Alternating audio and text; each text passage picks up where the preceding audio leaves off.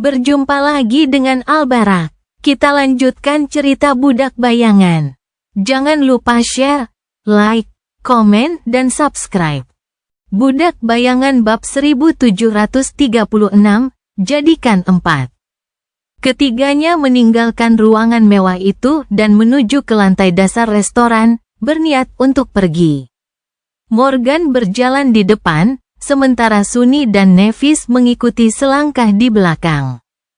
Saat mereka mendekati lift, mereka dapat melihat staf restoran membawa para tamu ke tempat perlindungan berlapis baja. Tempat ini biasanya dikunjungi oleh para elit NKSC, karena mereka semua adalah warga negara terkemuka. Keselamatan mereka harus dijamin agar tempat eksklusif ini dapat berjalan dengan baik. Banyak elit mengenali Morgan dan Nevis. Sunny tahu bahwa mereka semua merasa lega saat melihatnya, terutama saat melihat Nev. Reputasinya bukan hanya sebagai pejuang yang brilian, tetapi juga sebagai pejuang yang tidak mementingkan diri sendiri. Morgan bisa saja memutuskan untuk mengabaikan gerbang yang turun, tetapi Changing Star tidak akan pernah melakukannya. Lady Nevis, Lady Morgan, apakah Anda menuju gerbang? Morgan memperlambat langkahnya sedikit dan membungkuk sedikit. Benar, jangan khawatir, hadirin sekalian. Kami akan segera mengatasinya, dan Anda akan dapat menghabiskan makanan Anda dengan tenang. Mohon maaf, Nevis membungkuk dalam diam dan meneruskan perjalanannya, dikelilingi bisikan-bisikan gembira. Saat mereka memasuki lift, Morgan menghela napas dan menatapnya dengan tegas. Benarkah, saudariku? Tidak bisakah kau mengatakan sesuatu? Lelaki tua itu mengelola kompleks hidroponik yang memasok setengah dari gandum ke Bastion. Pasangan muda itu adalah putri dan menantu dari Kepala Administrator Distrik Pusat NKSC. Sisanya juga memegang posisi penting. Meninggalkan kesan yang baik tidak akan merugikan siapapun, bukan? Nevis meliriknya tanpa ekspresi. Tindakan berbicara lebih keras daripada kata-kata. Morgan tertawa. Lalu, apa yang dikatakan tindakan mengabaikan mereka? Namun, dia tidak memaksakan masalah itu. Dia juga bukan orang yang suka mengambil hati orang lain. Faktanya, orang-oranglah yang ingin sekali mendapatkan hatinya. Morgan bukan hanya seorang Saint, dia juga putri dari Sword Domain. Kepentingannya akan menginjak-injak semua elit ini jika digabungkan. Tak lama kemudian, mereka keluar dari restoran. Bangunan yang indah itu telah mengalami transformasi, pelat baja berat menutupi pintu dan jendela. Sunny mengira baja itu terbuat dari logam paduan yang diperkuat, tetapi yang mengejutkannya, ternyata terbuat dari material Dream Realm. Benar-benar sebuah tempat yang eksklusif. Seorang penjaga kebakaran yang sudah dikenal, Sid, buru-buru membuka pintu PTV dan mengundang mereka masuk. Perjalanan itu singkat, hanya memakan waktu beberapa menit. Sebagian besar kendaraan di jalan menjauh dari zona terdampak, tetapi mereka melaju ke jantungnya. Pada akhirnya, mereka tiba hampir bersamaan dengan kedatangan cumi-cumi pertama pasukan pemerintah. Gerbang itu muncul di sebuah taman. Tentu saja, gerbang itu belum terbuka, tetapi sudah ada suasana menyeramkan di udara. Ada kabut aneh di atas kolam beku, pertanda keretakan mengerikan yang akan segera membelah realitas. Kendaraan lapis baja telah merobek lapisan salju putih, dan para prajurit dengan tergesa-gesa membangun benteng pertahanan. Para anggota pemerintah yang telah bangkit diam-diam bersiap untuk bertempur, sementara sekelompok kecil relawan yang telah bangkit berkumpul bersama, mendiskusikan aspek mereka. Kedatangan PTV mewah itu menimbulkan kehebohan. Dan ketika Morgan dan Nevis muncul dari sana, semua orang hanya terpaku, menatap mereka dengan mata terbelalak. Itu, Sword Sister, Dewi Morgan, Dewi Nevis, diamlah, dasar bodoh. Mereka adalah orang suci. Mereka bisa mendengarmu. Siapa itu bersama mereka? Apakah dia Eko? Aku tidak tahu. Tapi orang itu sangat menyeramkan. Sunni menatap para prajurit itu dengan pandangan mengancam, tidak senang dengan cara mereka menatap Nevis. Sementara itu, Morgan dan Nevis dengan tenang berjalan ke arah orang yang bertanggung jawab. Itu adalah seorang master yang mengenakan mantel militer di atas baju besi memori yang ringan. Dia juga gembira sekaligus terkejut saat melihat mereka. Lady Morgan, Lady Nevis, suatu kehormatan bertemu dengan Anda. Morgan mengangguk sambil mengibaskan kepingan salju dari kerah jas hitamnya yang bergaya. Kami berada di dekat situ. Jadi, kami memutuskan untuk membantu. Sang guru tampak lega. Itu hebat. Dengan 2 orang suci, kita bisa. Berdiri di belakang mereka, Sunni bergeser sedikit dan mendongak. Senyum lebar muncul di wajahnya, tersembunyi di balik topeng tanpa ekspresi. 3 orang suci. Tapi, sebenarnya, jadikan 4. Belum sempat ia memikirkannya, terdengar suara gemerisik, dan sesosok tubuh gagah turun dari aki kelabu. Para prajurit yang tadinya tercengang oleh kedatangan 2 wanita cantik jelita itu, kini tampak tercengang. Penyanyi malam. Dia sangat. Ya Tuhan, aku tidak sedang bermimpi, kan? Senyum Sunni bergetar. Bajingan itu tidak berubah. Sesungguhnya, lelaki yang turun dari langit itu tak lain adalah Nightingale, Sein Kai. Sang pembunuh naga, mengenakan baju zirah indah yang terbuat dari sisik gading dan perunggu mengilap, dengan rambut merah kemerahan yang indah dan mata hijau yang memesona, dia tetap menggoda seperti sebelumnya. Tidak, bahkan lebih buruk. Kai selalu sangat menarik, tetapi sekarang setelah dia menjadi Sein, kecantikannya hampir menyilaukan. Sampai-sampai Sunni merasakan dorongan aneh untuk mengalihkan pandangan, tetapi juga tidak mampu melakukannya. Hanya ada 2 transenden di luar sana yang dapat menantang Kai dalam hal penampilan, salah satunya adalah Casey, yang lainnya adalah Beastmaster. Sunni tidak bisa bersaing, bukan berarti dia membutuhkannya. Aku juga punya pesona. Sungguh, dia terlihat cukup tampan. Hanya saja, siapapun akan merasa bahwa membandingkan dirinya dengan Kai adalah hal yang tidak adil. Itu adalah ketidakadilan yang kejam. Sementara Sunni menatapnya dengan cemberut, Kal mendarat pelan di depan Morgan dan membungkuk. Kemudian, dia mendongak dengan senyum yang menyegarkan. Lady Nevis, Lady Morgan, apakah Anda di sini untuk membantu? Morgan terdiam beberapa detik lebih lama dari biasanya, lalu membalas senyumannya. Ya, seperti yang kukatakan, kami sudah dekat. Senyum Kai sedikit melebar. Terimalah rasa terima kasihku yang sebesar-besarnya. Aku baru saja kembali dari kuadran barat dan kebetulan berada di NKSC. Sungguh beruntungnya aku. Gerbang ini tidak akan mengganggu warga dengan para prajurit terhormat yang melindungi mereka. Nevis menatapnya dan bertanya dengan senyum tipis, bagaimana kabar Evie? Dia terkekeh, semuanya baik-baik saja. Pertarungan kali ini memang berat, tetapi kami berhasil melewatinya.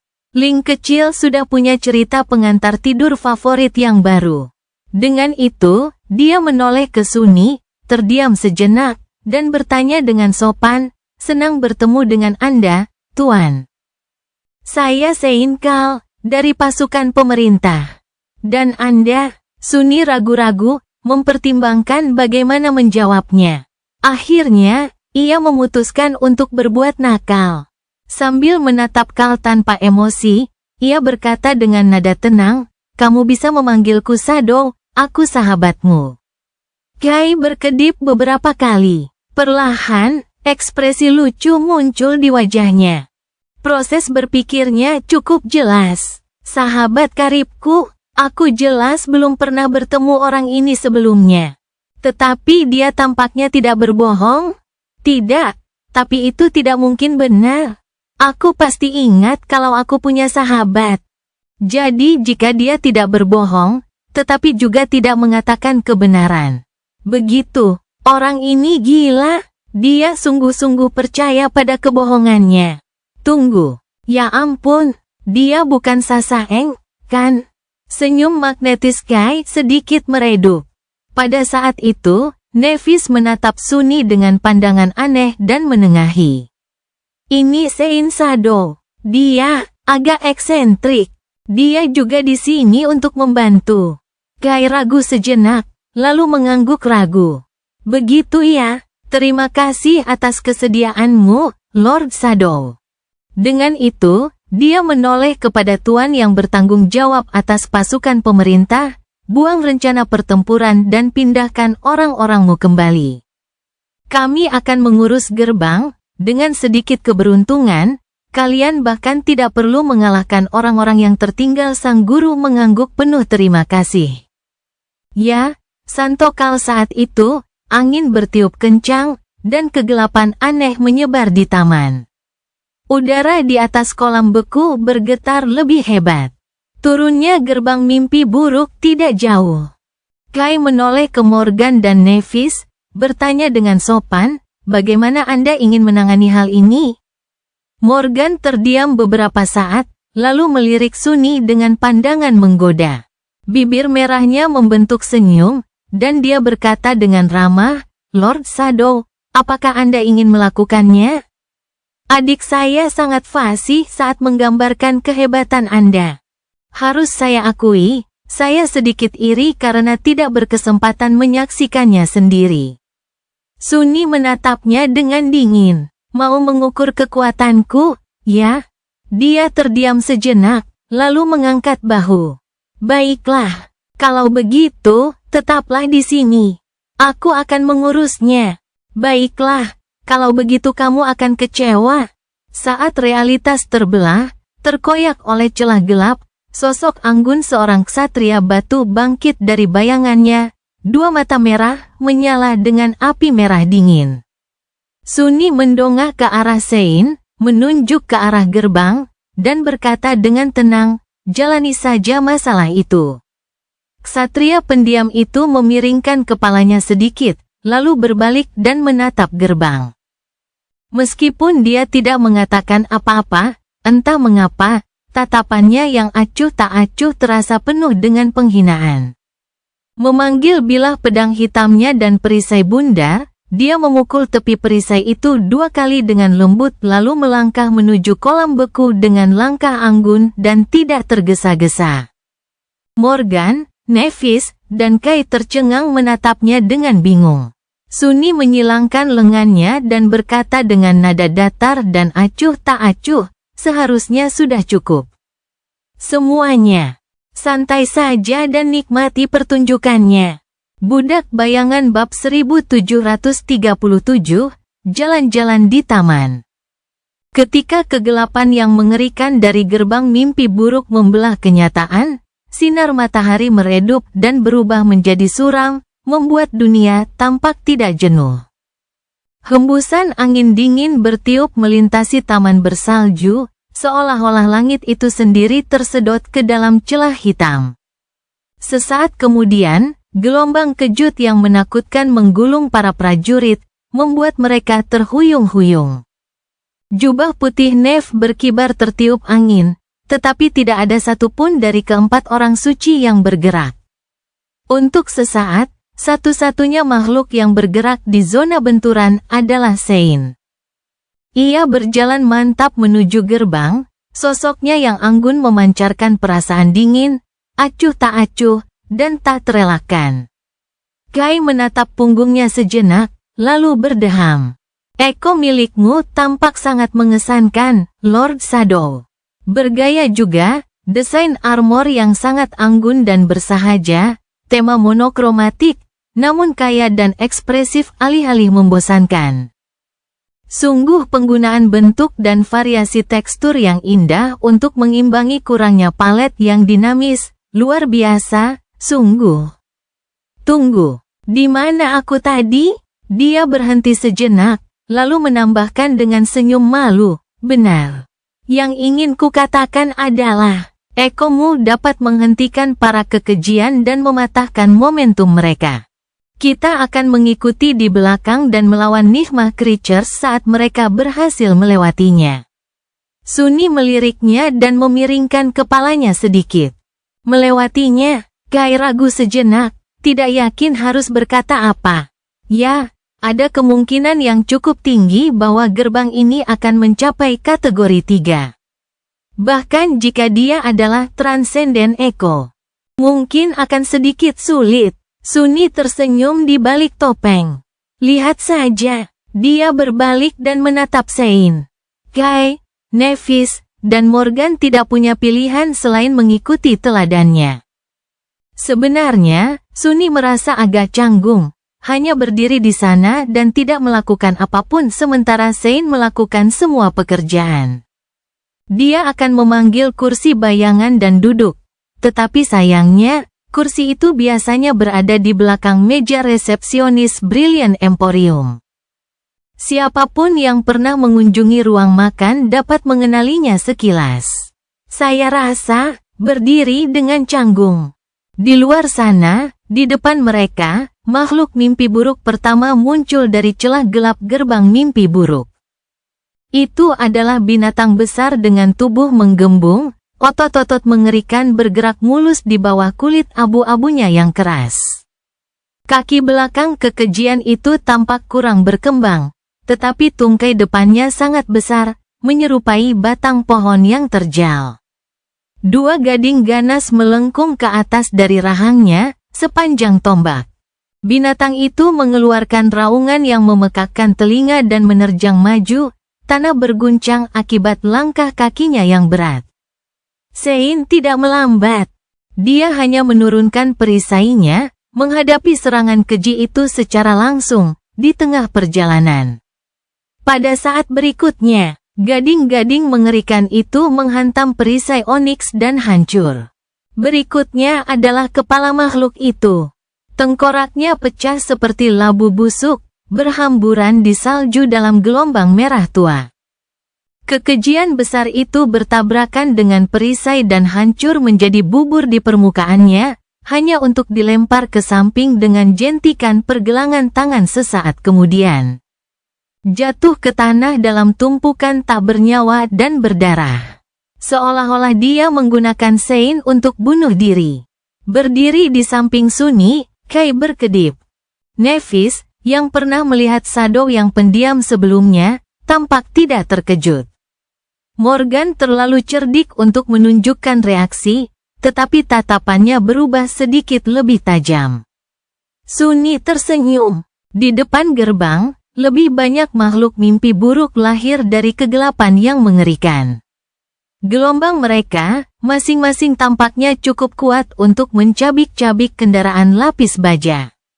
Sein akhirnya tampak memperhatikan mereka. Sambil mencengkeram pedangnya, dia menerjang maju dan berubah menjadi bayangan gelap.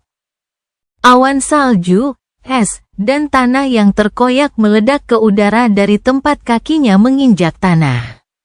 Saat para prajurit menyadarinya, dia sudah termasuk di antara para kekejian. Bagi mereka, badai kegelapan tampak turun ke atas gelombang Nigma Creatures, mencabik daging dari tulang dan dengan cepat berubah menjadi merah karena kabut darah.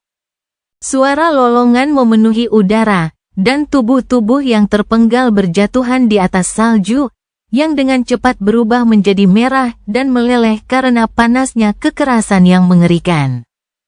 Tentu saja keempat Transcendent dapat mengikuti pertempuran dengan jelas. Bagi mereka, itu tampak sangat berbeda. Alih-alih badai kegelapan yang samar, mereka melihat Sein menghunus pedangnya dengan anggun, menuai banyak nyawa dengan setiap gerakannya.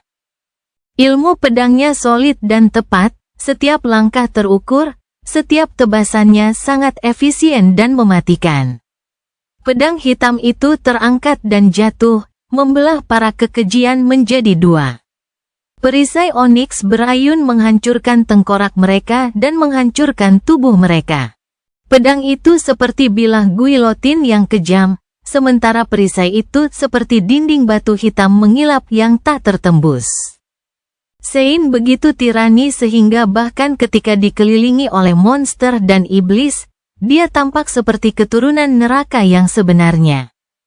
Meskipun pembantaian mengerikan yang dilakukannya, baju besinya yang gelap tetap bersih tanpa noda, bahkan tidak ada setetes pun darah busuk yang jatuh di permukaan oniksnya. Seni pertarungannya yang luar biasa indah bagaikan tarian yang anggun, memungkinkannya bergerak lincah di antara tubuh-tubuh yang berjatuhan tanpa ternoda oleh kotoran mereka. Gelombang kekejian itu bertabrakan dengannya dan berhenti mendadak, berubah menjadi kabut darah tepat di depan para prajurit yang tercengang. Morgan menarik napas dalam-dalam. "Lord Shadow, gema milikmu ini sungguh menakutkan." Kai mengangguk perlahan. "Ya, tentu saja. Kau pasti sangat menyayanginya." Sunni melirik mereka sebentar, lalu berbalik menghadap gerbang mimpi buruk. Sebenarnya, dia adalah yang terlemah kedua di antara para pelayanku. Yang secara teknis memang benar, lagi pula, di antara Shadow-nya, hanya Marvelous Mimic yang peringkat dan kelasnya lebih rendah dari Sein. Tentu saja, Sunni tidak akan bertaruh pada Shadow-nya yang lain untuk bertahan hidup dalam pertempuran melawan Onyx Sein. Dia bahkan tidak yakin apakah dia akan selamat dalam keadaan seperti itu, jika memang harus terjadi. Kai menatapnya dengan mata terbelalak, membuat Sunni tersenyum di balik topeng. "Yang terlemah kedua," dia mengangguk. "Lagi pula, aku membunuh yang asli sebagai Sleeper. Itu sudah lama sekali." Pemanah cantik itu memucat. "Sleeper, kau membunuhnya?" Sebagai seorang Sleeper, Sunni terdiam sejenak, lalu mengangkat bahu. "Tentu saja, kalau dipikir-pikir, di antara makhluk mimpi buruk yang kubunuh sebagai Sleeper, dia juga salah satu yang terlemah." Sein hanyalah monster yang bangkit saat itu, dan Sunni telah membunuh banyak sekali makhluk keji dari pangkat dan kelas yang lebih tinggi di Forgotten Shore, termasuk iblis besar.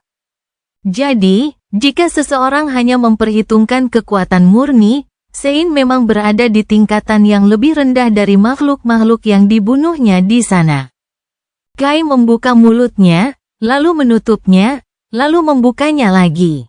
Akhirnya, karena tidak tahu harus berkata apa, dia berbalik dengan kaku. Sunni terkekeh dalam hati. "Ah, aku kangen menggoda orang ini." Di depan gerbang mimpi buruk, Sein telah tanpa ampun melenyapkan gelombang pertama kekejian. Nasib yang sama menanti gelombang kedua dan ketiga. Tidak ada satupun makhluk mimpi buruk yang berhasil lolos dari bilah pedangnya.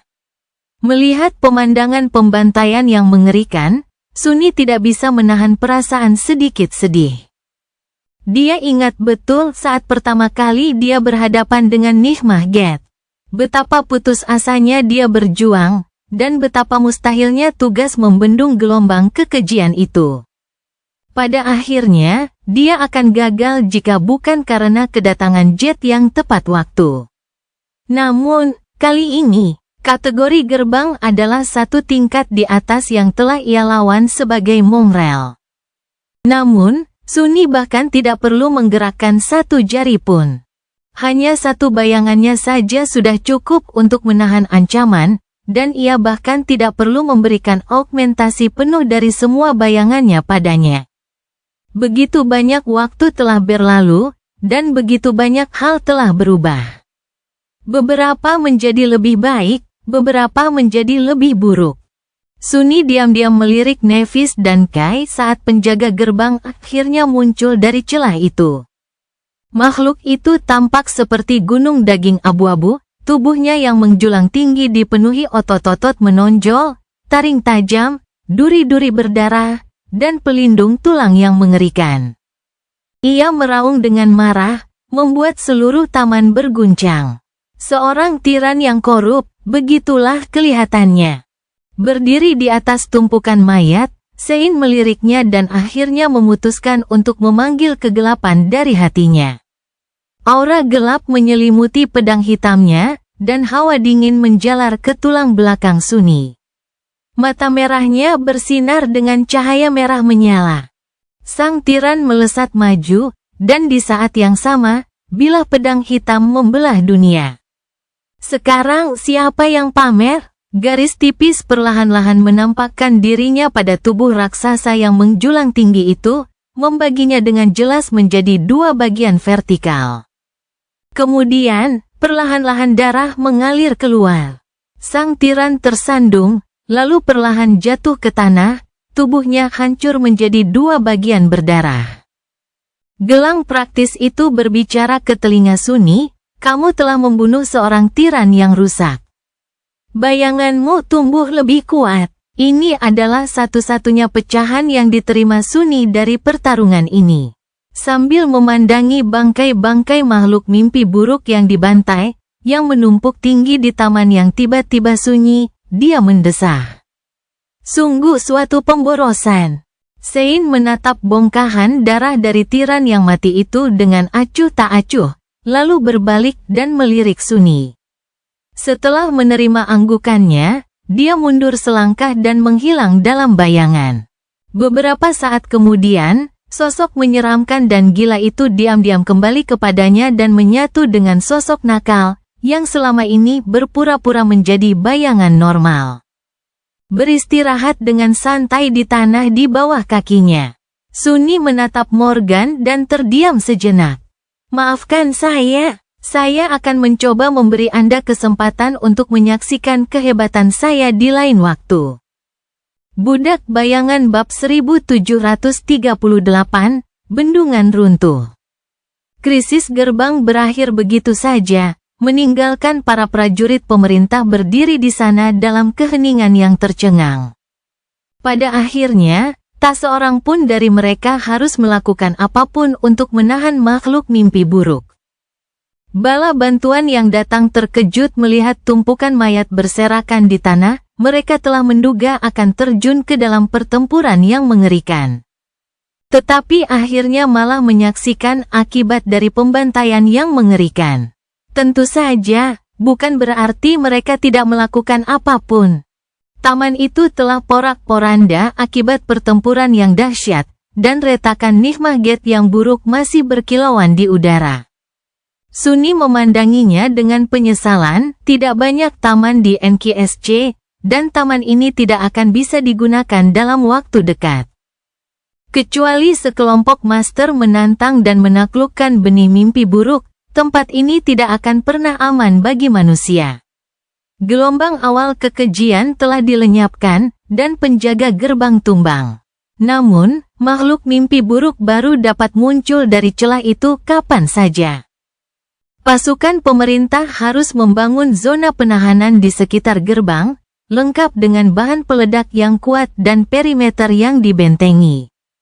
Prajurit biasa dan prajurit yang bangkit harus berjaga di dalam zona tersebut setiap saat, berpartisipasi dalam pertempuran sporadis setiap kali ada kekejian yang berkeliaran di dunia nyata.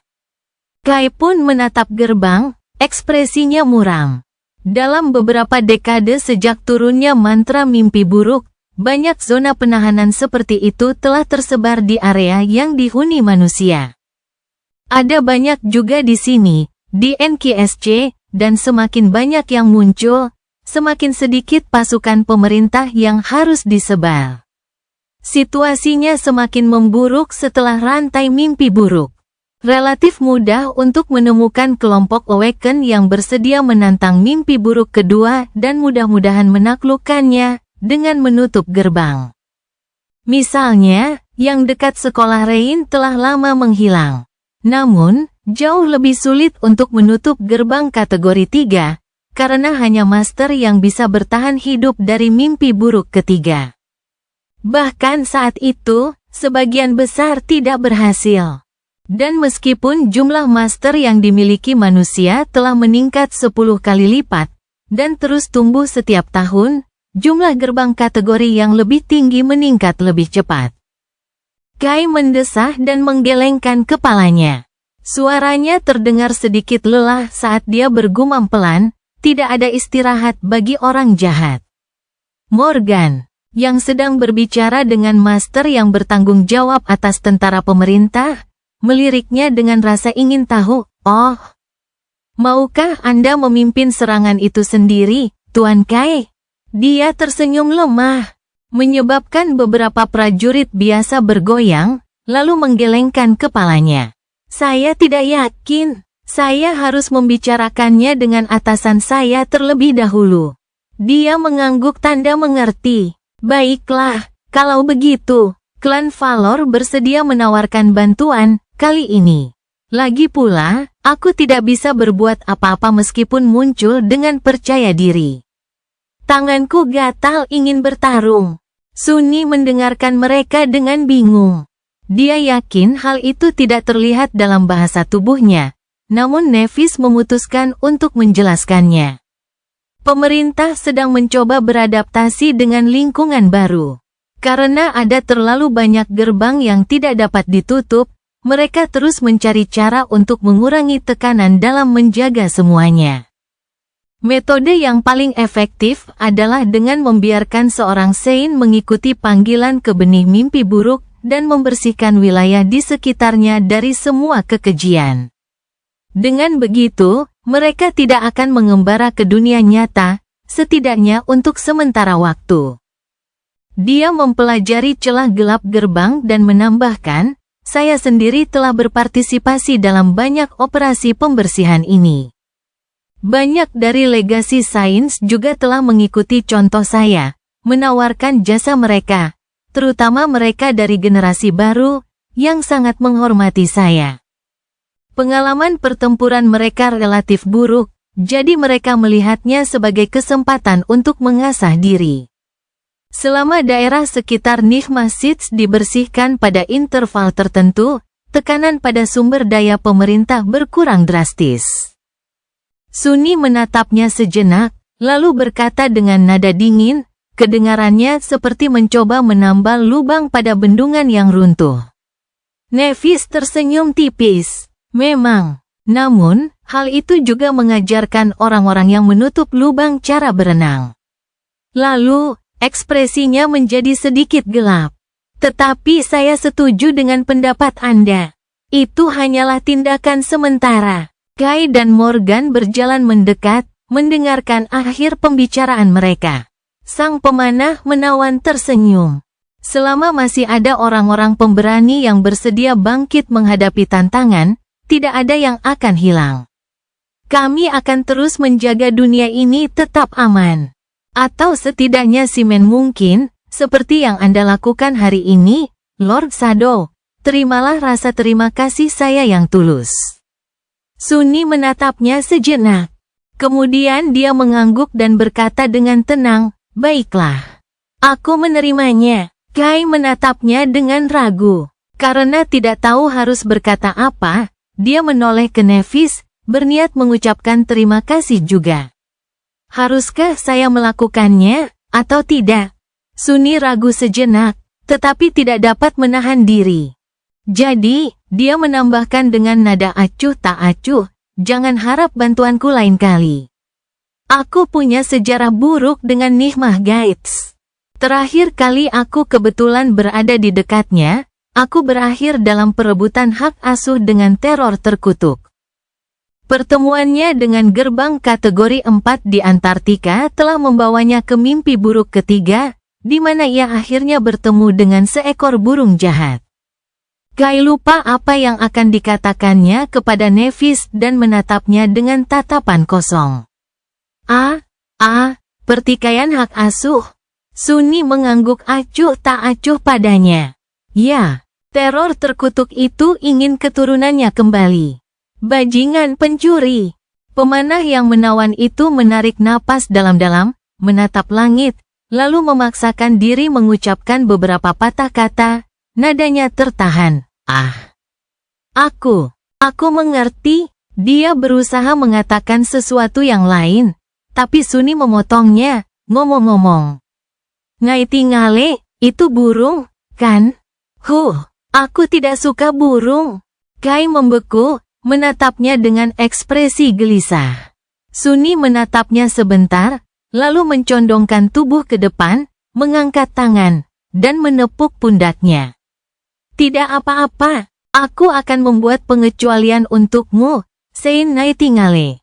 Karena kita berteman. Dengan itu, dia menoleh ke Nevis dan berkata tanpa emosi apapun, saya siap untuk pergi. Dia menatapnya dengan aneh. Morgan pun demikian. Sunny memiringkan kepalanya sedikit. Apa? Keduanya saling berpandangan, lalu menggelengkan kepala secara bersamaan. Tidak, hanya saja, Anda memiliki cara yang unik dalam berkata-kata, Lord Shadow. Tidak ada apa-apa, yang pertama dikatakan oleh Morgan, sedangkan yang kedua dikatakan oleh Nevis. Dia tersenyum di balik topeng.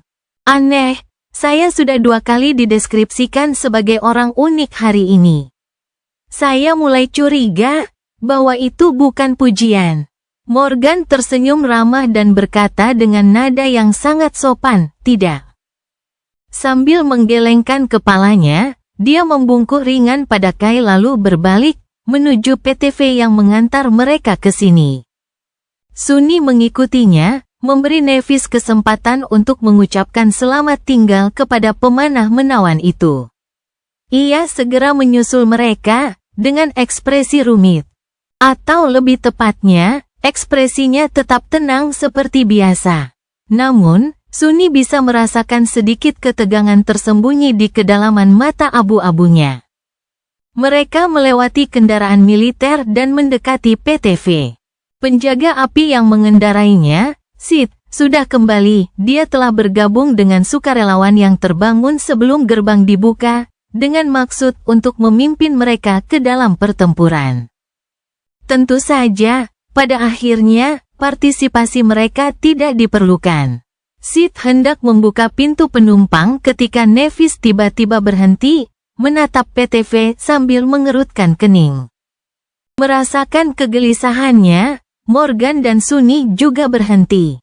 Morgan melirik Nevis, mengangkat alisnya, dan bertanya dengan nada geli dalam suaranya, ada apa? Nev terdiam beberapa saat, mengamati kendaraan mewah itu dengan serius. Kemudian, dia perlahan berbalik dan menatap Sunny. Tuan bayangan, saya minta maaf. Dia berkedip beberapa kali.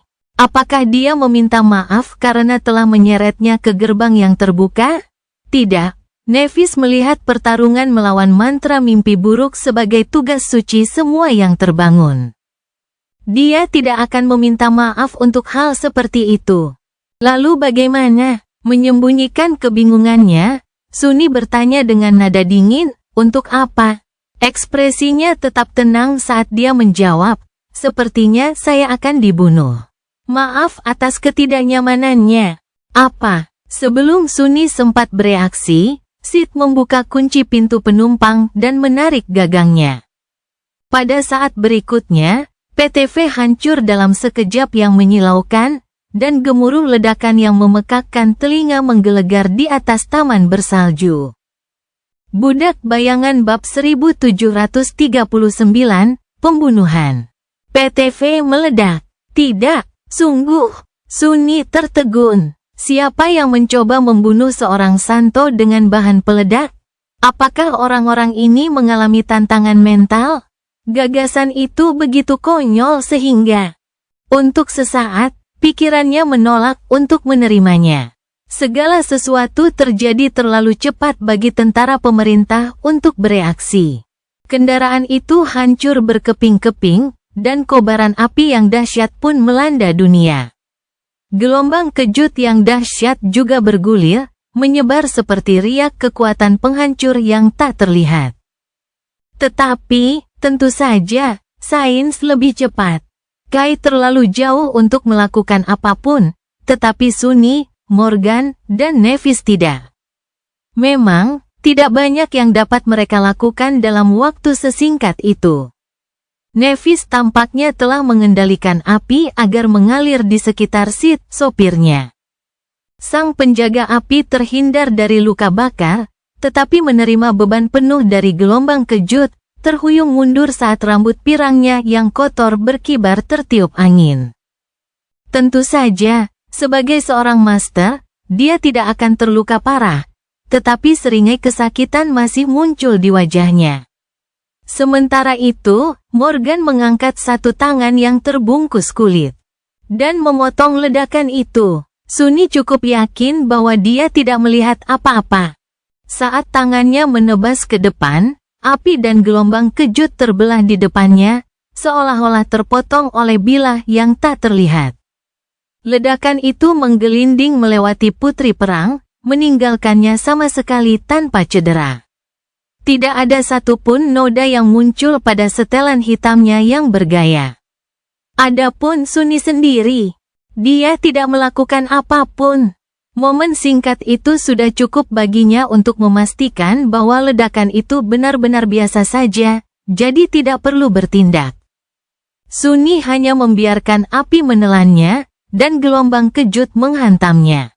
Sedetik kemudian, sosok Onyx-nya terlihat dari kobaran api, berdiri persis di tempat dia berdiri sebelumnya. Dia bahkan tidak bergeming di bawah serangan kekuatan yang ganas itu. Namun di belakangnya, banyak prajurit pemerintah yang terbanting ke badan kendaraan lapis baja, kendaraan itu sendiri bergoyang keras atau bahkan terbalik. Teriakan dan teriakan kaget memenuhi udara. Banyak yang terluka. Untungnya, PTV berdiri terpisah dari kendaraan militer, jadi sepertinya tidak ada yang tewas. Tapi tetap saja, ledakan itu tampaknya melukai semua orang kecuali orang yang seharusnya dibunuh.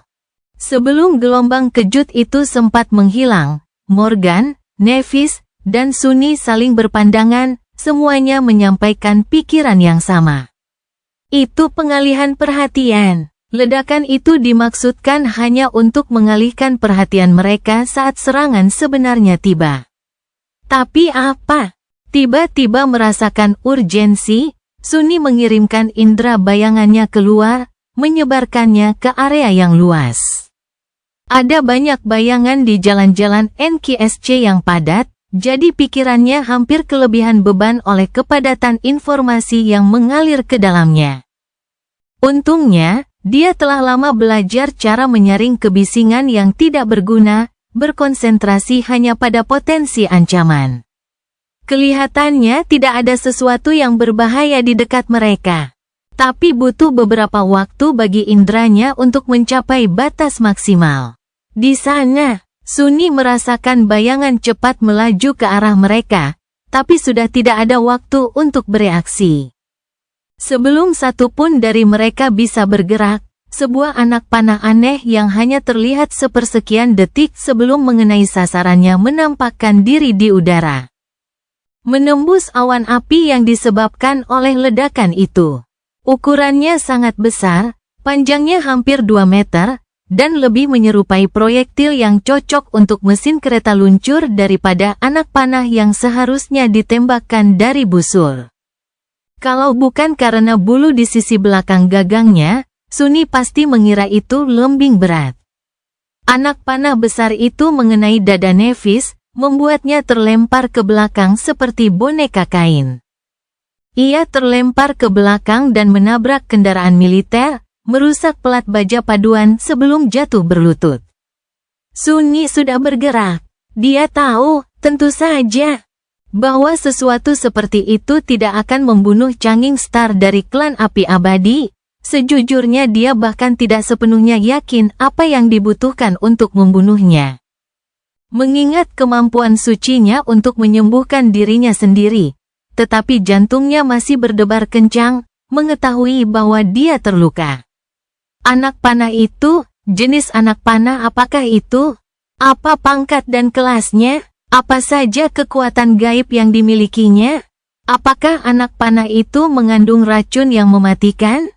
Apakah mata panah itu meledak menjadi banyak pecahan bergerigi setelah menembus daging korbannya? Namun, pada saat berikutnya, mata Suni berkilau di balik topeng tanpa ekspresi itu. Itu karena pecahan anak panah itu menghilang menjadi pusaran bunga api. Sementara itu, Nevis, rompinya robek, begitu pula blus putih di baliknya. Apa yang dilihatnya di robekan itu bukanlah kulitnya yang seperti pualam, melainkan cincin logam dari baju rantai, bengkok, tetapi tidak putus. Kenangan itu, dia mengenalinya dari waktu mereka di makam Ariel. Masih berlutut di tanah, Nevis tiba-tiba mencondongkan kepalanya ke samping, dan anak panah kedua melesat melewatinya.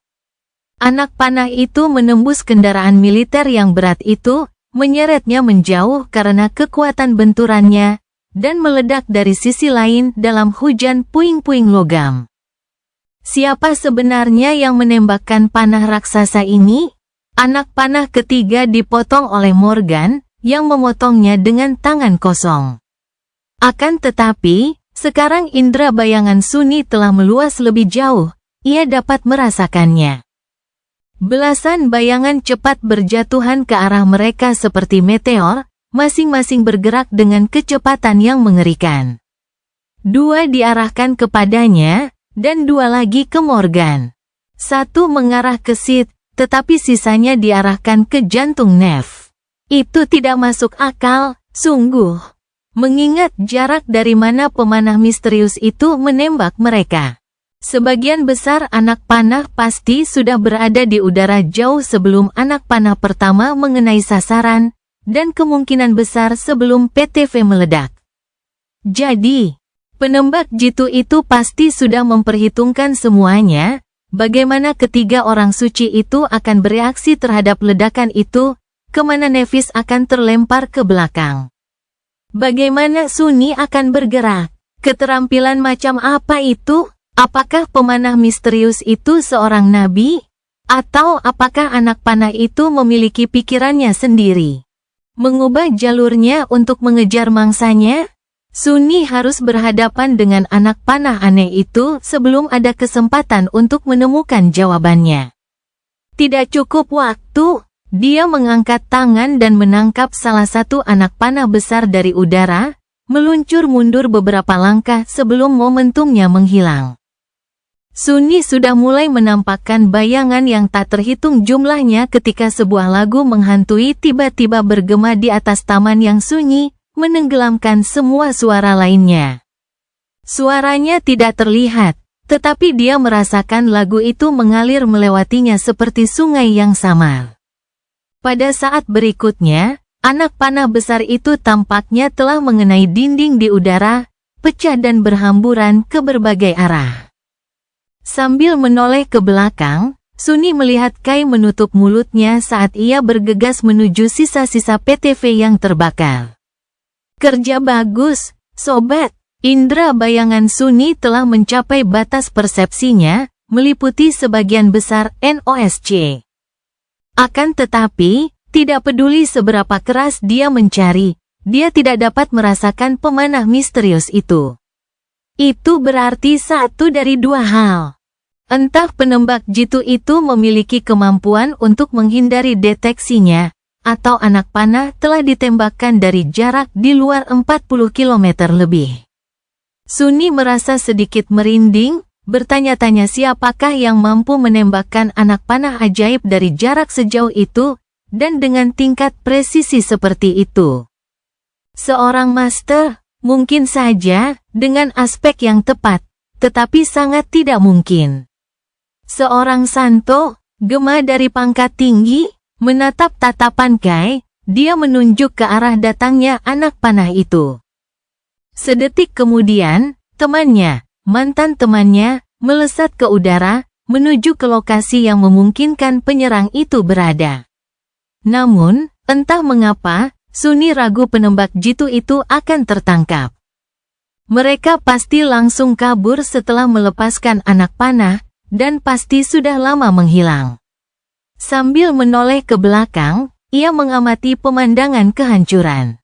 Kendaraan yang hancur, potongan puing yang terbakar, puluhan prajurit yang terluka mengerang di tanah. Nevis perlahan bangkit berdiri, api putih menari-nari di matanya. Morgan menurunkan tangannya, cemberut dalam menggantikan ekspresinya yang biasanya tenang. Sid baru saja mendarat telentang, berguling melewati bahunya, dan melompat berdiri, sambil mendesis kesakitan. Seluruh serangan itu hanya berlangsung beberapa detik. Tetapi dampak yang ditinggalkannya, pasti akan memiliki konsekuensi jangka panjang di hari-hari mendatang. Dan mungkin bahkan lebih dari itu, jauh di masa depan. Budak Bayangan bab 1740, tidak ada jejak. Sunni benar, si pemanah sudah lama pergi saat anak panah itu mengenai sasaran. Kai terbang hingga ke ujung kota, mencari si penembak jitu dengan penglihatannya yang ajaib, tetapi tidak menemukan jejak mereka. Dia menemukan sarang penembak jitu di atap menara asrama di pinggiran kota, dekat 50 km jauhnya dari gerbang mimpi buruk. Akan tetapi, tidak ada petunjuk yang dapat ditemukan di sana, hanya beberapa jejak kaki di salju, dan beton berlubang tempat anak panah ditusukkan untuk memudahkan akses. Anak panah itu sendiri adalah kenangan, dan telah larut setelah dihancurkan atau lenyap setelah dilepaskan. Tidak ada kamera yang berfungsi di area pinggiran itu, jadi tidak ada catatan yang tersisa untuk mengidentifikasi penyerang. Si penembak jitu, siapapun orangnya, telah menghilang bagaikan hantu. Saat Kai kembali, taman itu tampak seperti sarang semut yang terganggu. Nevis bersikeras menyembuhkan para prajurit yang terluka dalam ledakan itu, dan tidak ada korban jiwa. Namun, upaya pembunuhan terhadap salah satu dari dua putri Valor, atau mungkin keduanya bukanlah masalah kecil. Pasukan pemerintah membanjiri tempat kejadian, baik untuk menjaga gerbang maupun untuk menyelidiki peristiwa memalukan itu. Tentu saja, tidak ada yang dapat mereka temukan, tetapi tidak melakukan apapun bukanlah pilihan. Sunni menemani Nevis saat menyembuhkan para prajurit dan menerima rasa terima kasih mereka, kekaguman dan pengabdian terpancar di mata mereka yang lega. Kemudian, dia mengikutinya ke sisi kendaraan medis, tempat Morgan menunggu mereka sambil mengetik sesuatu di komunikatornya dengan ekspresi dingin. Sid, sang penjaga api, berjalan di belakang mereka dengan cemberut, pakaian sipilnya berantakan. Di sanalah Kai akhirnya menemukan mereka. Pemanah yang menawan itu menyampaikan temuannya dengan ekspresi gelisah di wajahnya. Tentu saja kami akan melakukan investigasi menyeluruh di tempat kejadian perkara. Namun, saya khawatir kami tidak akan menemukan apapun.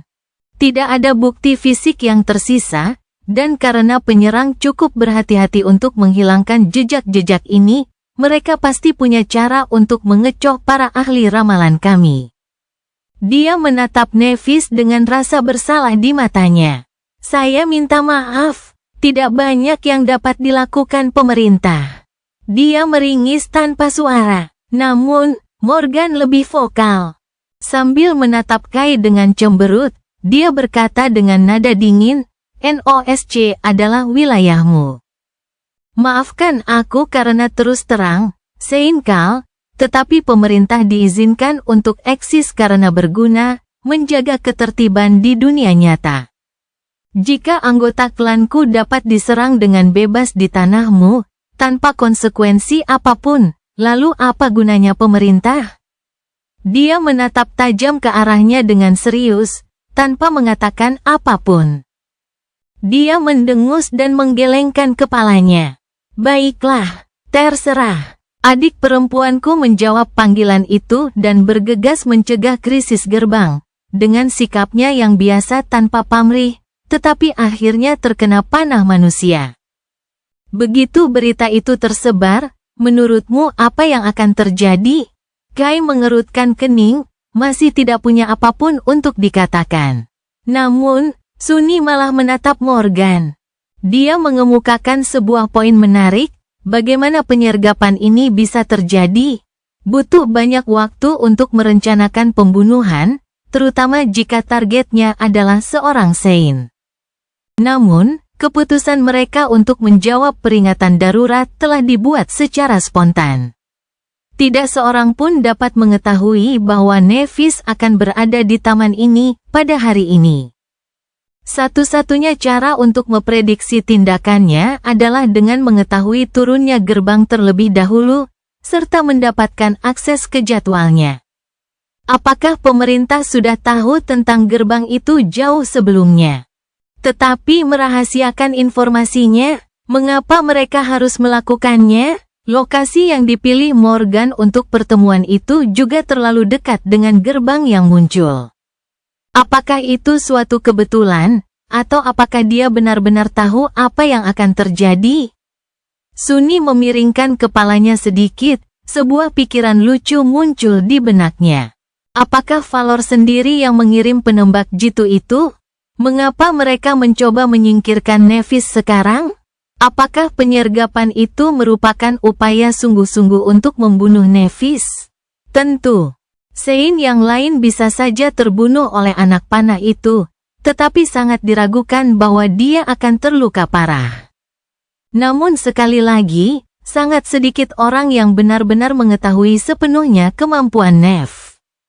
Pihak yang bertanggung jawab atas upaya pembunuhan itu bisa saja salah menilai seberapa sulitnya dia dibunuh. Terlalu banyak hal yang tampak aneh dalam insiden ini. Namun, satu fakta tidak dapat disangkal, seluruh situasi ini berbau mencurigakan. Nevis akhirnya berbicara, sambil meletakkan tangannya di siku Morgan. Morgan, sudah cukup. Putri perang menatapnya lama, lalu menggelengkan kepalanya. Tidak masalah, bahkan tanpa bukti apapun, hanya sedikit pemanah di dunia yang mampu melakukan hal seperti itu. Pemerintah mungkin tidak punya sarana, tetapi kami dari Valor punya. Tidak akan sulit menemukan tersangka setelah menyelidiki mereka semua. Dan saat kami menemukannya, percayalah, Sein Kai, akan ada hukuman berat. Dia membungkuk, menyembunyikan wajahnya dari pandangan. Sesuai keinginan Anda, Nyonya Morgan.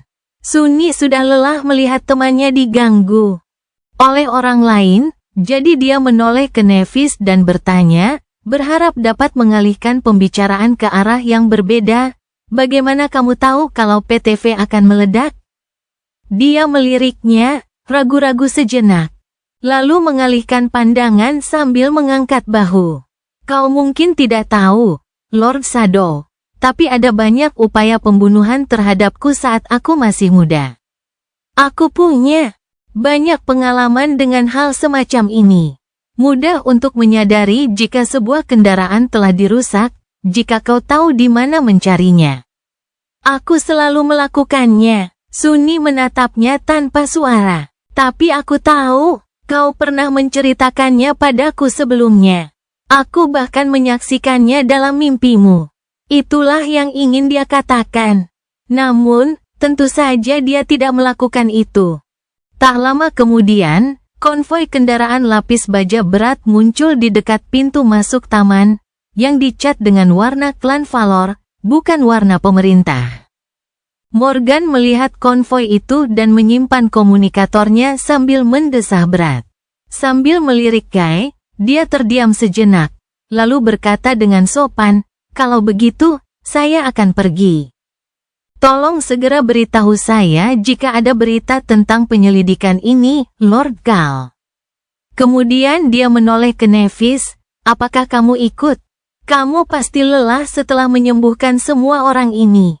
Nevis mempertimbangkannya, lalu menggelengkan kepalanya. "Aku akan menyusul Kai. Kau pergi saja. Pasti ada banyak hal yang harus kau tangani." Senyum gelap muncul di wajah Morgan. "Ah, ya, sekarang aku tahu. Tapi, apakah kau yakin? Siapa bilang tidak akan ada serangan kedua? Jika seseorang berhasil membunuhmu, ayah akan sangat marah padaku." Nevis mengangkat dagunya sedikit. Suaranya tetap sama ketika dia berkata, "Apakah ada seseorang yang bisa membunuhku?"